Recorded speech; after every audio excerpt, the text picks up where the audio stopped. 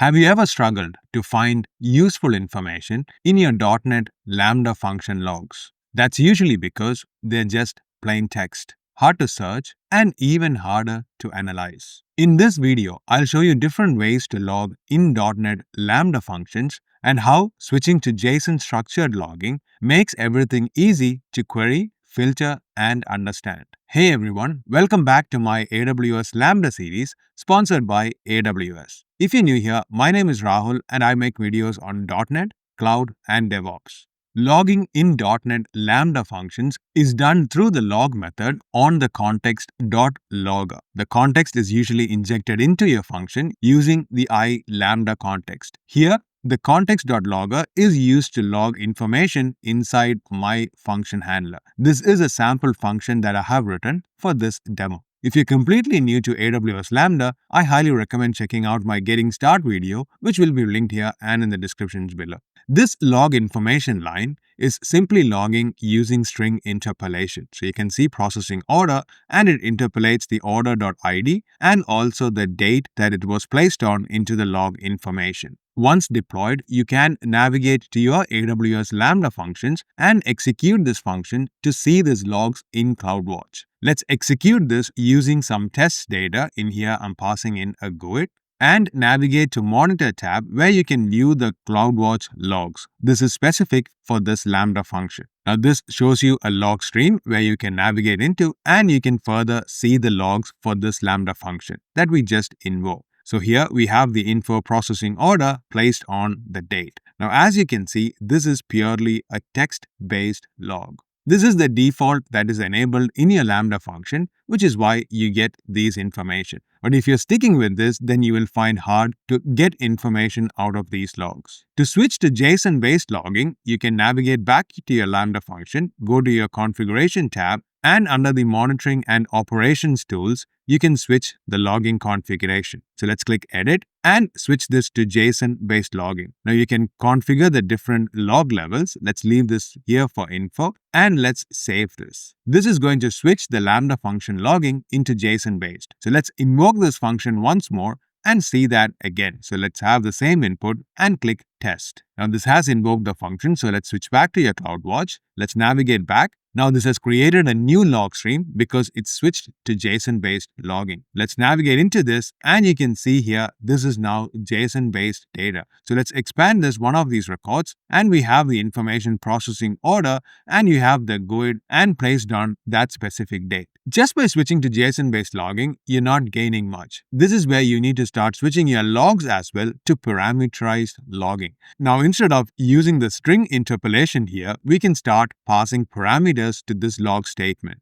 Doing that is pretty simple. So let's remove this string interpolation. Now instead of specifying order.orderID, we can specify a placeholder name. So let's just leave it as orderID and let's leave this as order date. Now let's pass the parameters for this specific log statement. So we'll pass in the exact same values, which is going to be order.orderID and also order.orderdate. Now this log statement is parameterized. Now there's two advantages for parameterizing these log statements. One, if the log level is not going to be processed, let's say this was a log debug statement, and if our application logging was set to information, this whole statement would be filtered out and you will not be doing any string allocations, which would have happened when you're using string interpolation. The bigger advantage here is that each of these properties inside this log statement is going to become a parameter in itself inside our JSON log. Let's see that. Now to deploy, I will be deploying using Visual Studio, but I have other videos where I have set up a build deploy pipeline using GitHub Actions, etc. on this channel. Check that out if you want to learn how.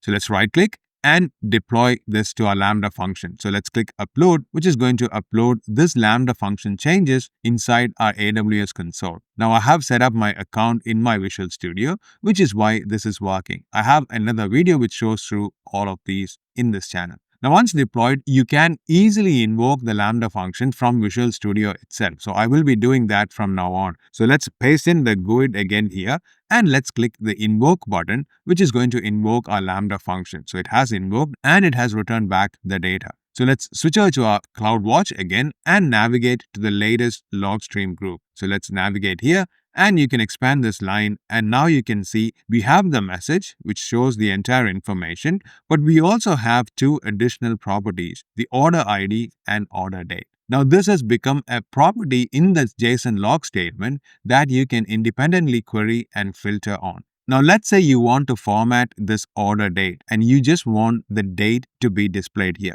This is where you can use the .NET composite formatting feature, where you can start passing a format string as part of the input, and it will be used to format your input. For this, all we need to do is update our function logic and pass in a format along with our order date. So in this case, I want the format to be specified as just the year, month, and date. So let's pass in that. So let's pass in the year format, and let's also pass the month and the date.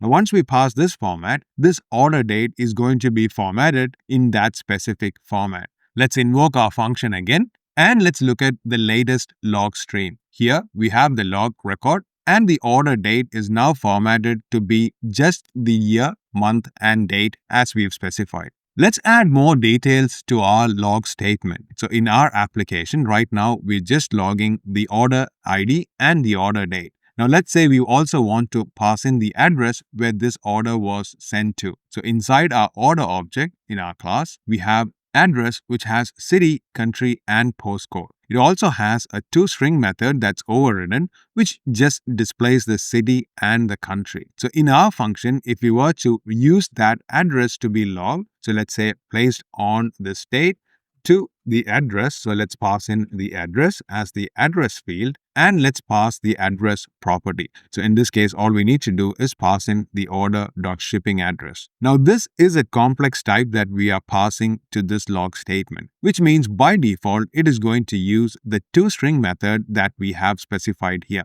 Once deployed the changes, let's invoke this function again.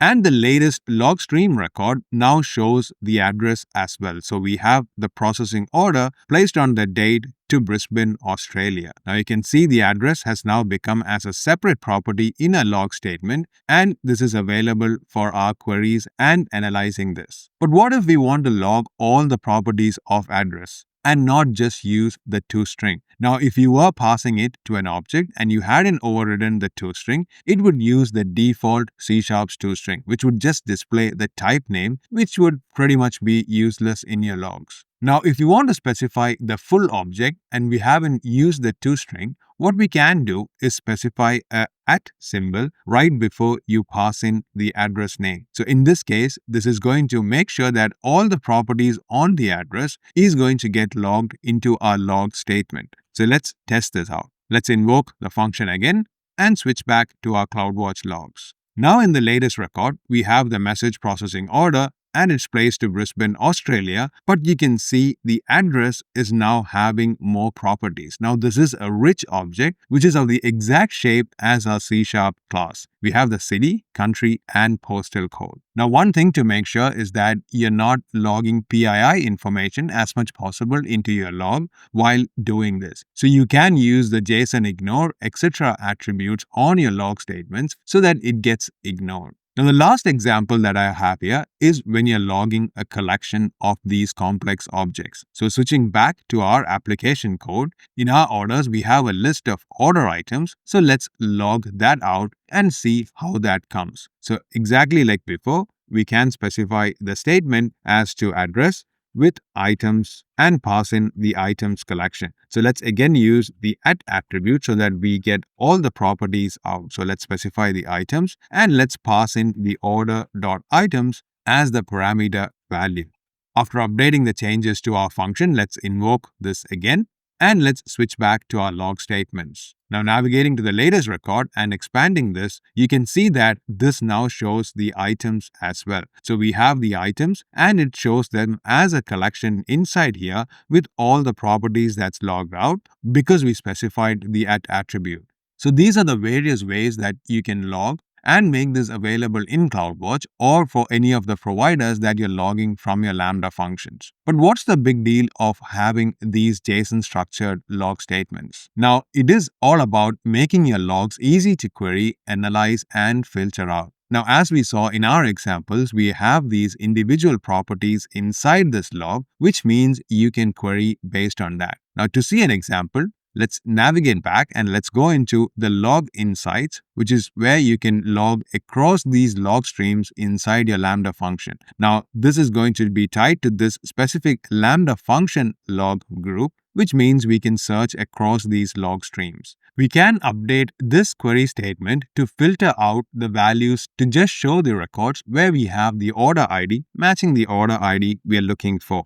Let's pipe this fields, let's specify filter and pass in the order ID value is equal to the order ID that we've been using. And let's run this query. Now this is going to filter out all the records that has this order ID inside it. So we had 5 statements, so we can see all the messages inside this. Now if we just want to see the message, you can specify only the message and that's going to just show the message. So let's remove all the extra properties from this log filter and let's show the message. So once we scroll down, you can see process order ID placed on the state with items back to the first record that we wrote inside here. So you can see all of these also has the rich properties associated with that log if you want to do further analysis. Now, depending on your application's use case, you can pass in this order ID to the various log statements within your application and you can filter out all those specific logs. Now, if you want to track specific requests, you can also pass in specific request IDs that you can pass along within your Lambda function and you can filter out all the logs that's happened to that specific request. If you want a deeper dive into CloudWatch logs and analysis,